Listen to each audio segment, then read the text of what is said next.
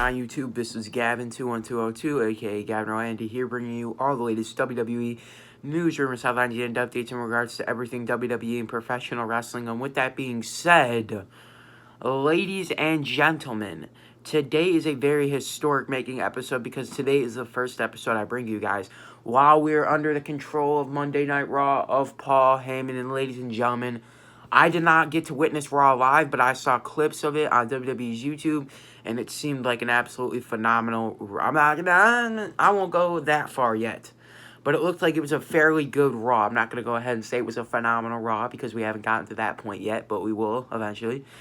With that being said, there's a lot of stuff that happened down there that was out of the ordinary that wouldn't usually happen on an episode of Monday Night Raw. One of those things being Braun Strowman driving Bobby Lashley through the Raw stage. Now, also, a lot of people stating that this could very well be the last week WWE ends up using this stage, and that could be why they ended up doing that. Braun Strowman may very well be out for months upon months of an injury.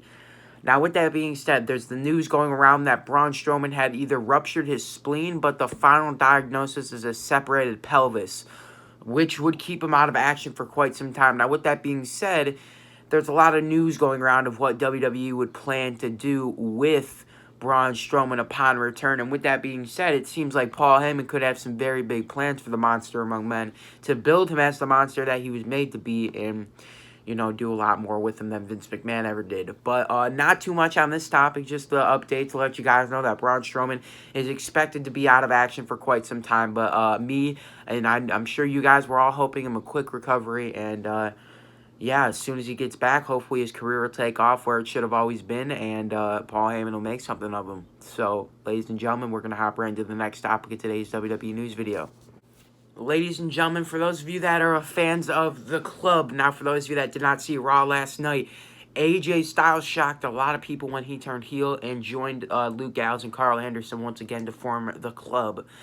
Now, with that being said, there's been a lot of rumors, there's been a lot of speculation going around for the past few months that Luke Gallows and Karl Anderson are going to take their ball and go home and not re-sign WWE contracts. But with that being said, that does not seem like the case, although it is not yet known officially if Gallows and Anderson have signed WWE contract. It's set forth that their contracts, if their old contracts are set to expire soon. So if the fact that they were leaving WWE would have never put them in this storyline with AJ Styles to reform the club for, what, maybe a week or two. It seems like WWE has some strong plans for the club, and they plan to keep it like this for quite some time. You know, keep AJ Styles among Karl Anderson and Luke Gallows so that Gallows and Anderson can do their little own thing in the tag team division while AJ climbs his ladder to the way of success to, you know, the United States Championship and once again the Universal Championship. Although it seems WWE has some very big plans for the feud between Ricochet and AJ Styles, it just seems like now there's been a lot more fuel added to the fire now that AJ Styles has turned heel. And now that Luke Gallows and Karl Anderson have gotten themselves involved in the feud. So, it was a very good match on Raw last night. I think the match on Raw last week even topped it better.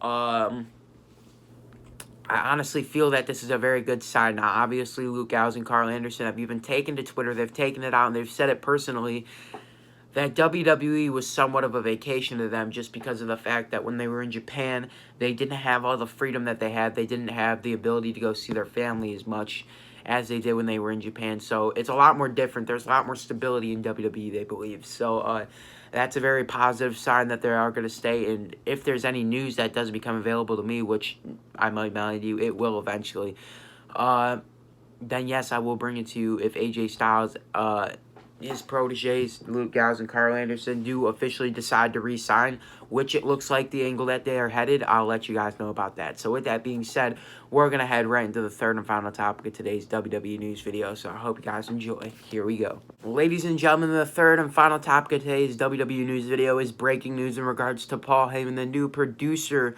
of Monday Night Raw. And with that being said, for those of you that don't know, the role that Paul Heyman played this past Monday on Raw, with that being said, there's a lot of different angles and a lot of different stuff that happened on Raw this week that would conclude of ECW, such as Maria Kanellis saying she was pregnant and then burying the father of her child, that being one of them. And also, with that being said, It's noted that Paul Heyman was sitting right next to Vince McMahon for the entire broadcast of Monday Night Raw in the gorilla position, helping, him make sure everything's in place, everything's intact.